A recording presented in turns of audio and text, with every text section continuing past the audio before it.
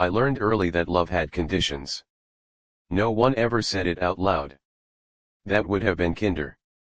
Instead, it was taught through reactions. Through pauses.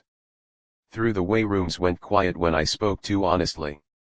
Through the relief in people's faces when I agreed to be easier. So I adjusted. At first, it felt harmless.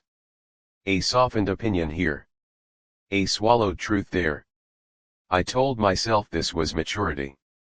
Social intelligence. The ability to adapt. I was proud of how well I could read people, how quickly I could become what the moment required. I didn't realize I was disappearing in the process. There was no single moment when I decided to change who I was. It happened gradually, like erosion. Every time I sensed discomfort in someone else, I stepped back from myself a little more. I learned which parts of me caused tension and quietly retired them. I learned which versions of me were rewarded and kept those polished and ready. People liked me. That was the problem. They liked the version of me that didn't ask for much. That didn't challenge. That didn't need. And the more they stayed, the more I convinced myself that this trade was worth it. I told myself everyone did this. That identity was flexible. That authenticity was overrated. But at night, when no one needed anything from me, I felt hollow in a way I couldn't explain. Not sad. Not broken. Just thin. Like I had been stretched across too many expectations and lost my original shape. I remember standing in a room full of people who cared about me, laughing at the right moments, nodding along, and suddenly thinking, if I stopped performing, how many of them would remain? The thought terrified me. So I performed better. I became agreeable. Dependable. Emotionally low maintenance. I learned how to absorb disappointment without showing it. I learned how to be present without being vulnerable. I became the person people described as easy to be around. Inside, I was exhausted. Every decision went through a filter that wasn't mine. Will this upset someone? Will this change how they see me? Is this worth the risk? Over time, I stopped checking what I wanted at all. It felt irrelevant. Dangerous, even. The scariest part wasn't that I was lying. It was that I started believing the lie. I couldn't tell anymore which reactions were instinct and which were habit. I couldn't tell where adaptation ended and erasure began. When people asked me simple questions, what do you want, what do you think, what do you feel, my mind went blank. Not because I didn't know the answer, but because I had trained myself not to look for it. I lived in anticipation. Of reactions. Of approval. Of stability. And it worked. My life looked peaceful. No drama. No confrontations. No dramatic losses. People stayed. They relied on me. They trusted me. But trust built on silence is fragile. One evening, alone, I tried to remember the last time I had said something that might have cost me someone. Something honest, something risky. I couldn't remember. The realization hit me harder than any argument ever had. I hadn't been brave enough to be rejected. That's when the guilt started. Not the kind that comes from doing something wrong, the kind that comes from knowing you're not living truthfully. From understanding that the relationships you protect might not survive the real version of you. I began to resent the very people I was trying to keep.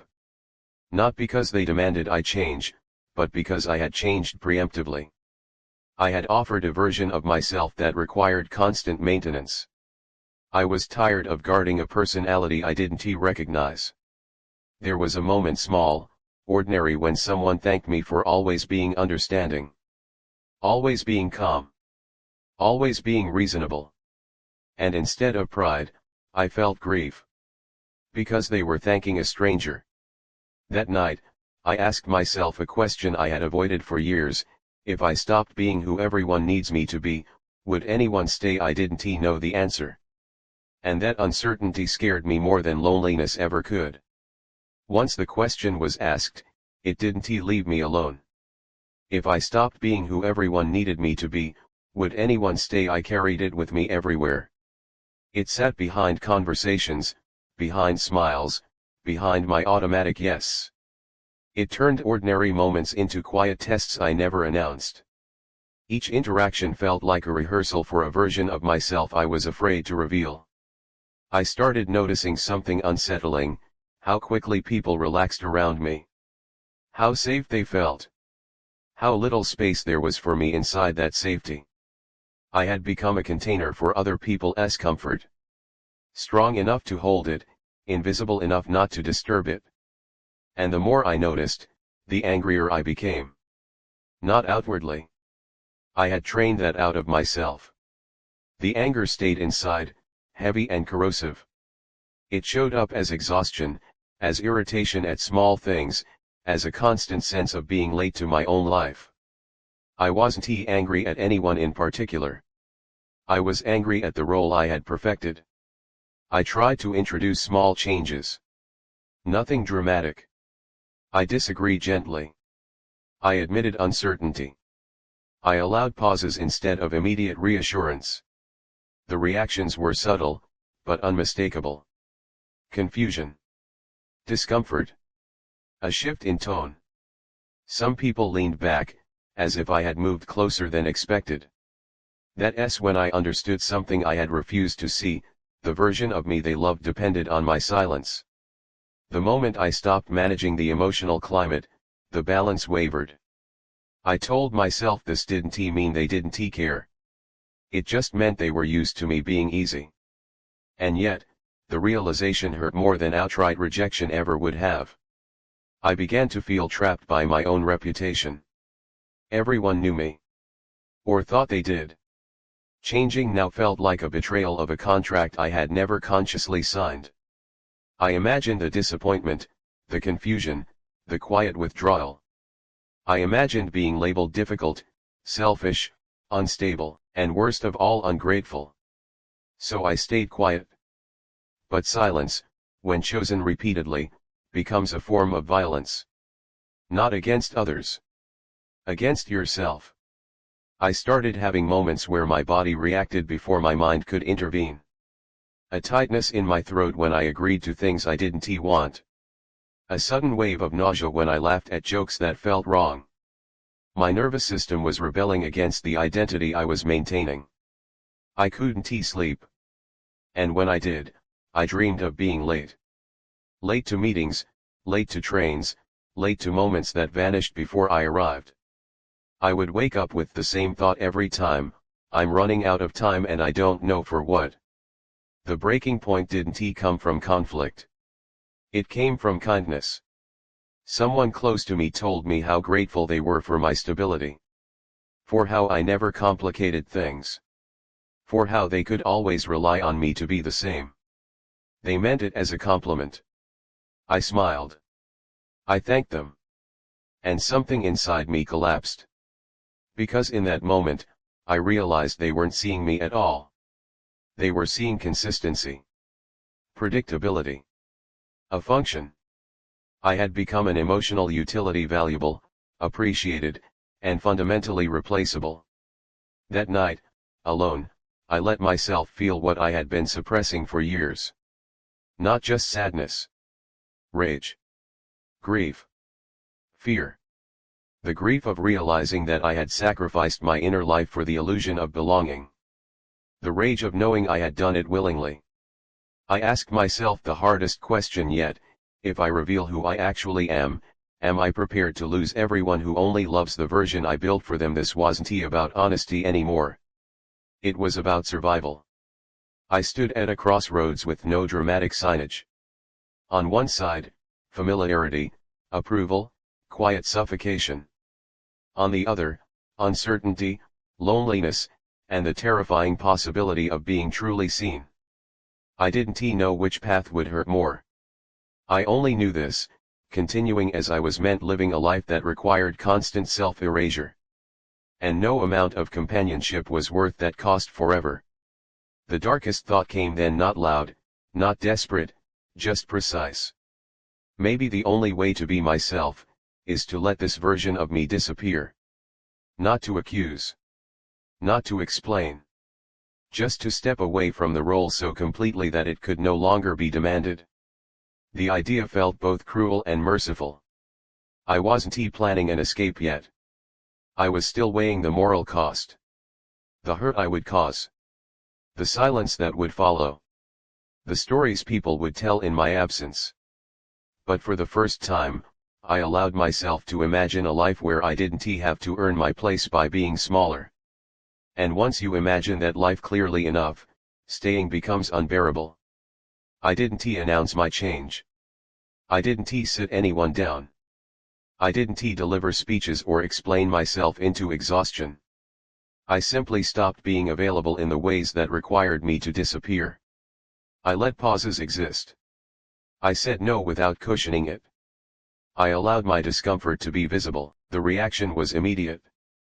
Some people pulled away quietly, as if I had broken an unspoken rule.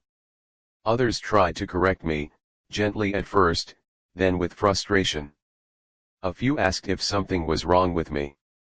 I almost laughed. Something had been wrong for years, I just hadn't let it show. Losing people this way is a strange kind of grief. There's no argument to replay, no final words to regret. Just absence.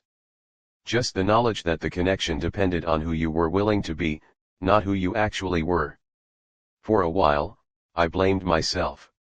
I wondered if I had overreacted, if I had destroyed something good for the sake of a feeling. The loneliness was sharp. Unforgiving. There were days when I questioned everything, when silence felt heavier than any compromise ever had. But beneath the fear, something else began to grow. Relief. Not happiness. Not yet. Relief is quieter than that. It's the absence of constant self-monitoring. It's waking up without rehearsing who you need to be. It's the strange calm that comes when your inner voice no longer argues with your outer one. I began to notice how much energy I had spent maintaining my acceptability. How many thoughts had been filtered, how many reactions delayed or denied. Without that burden, my days felt slower, more real. Even the pain felt honest.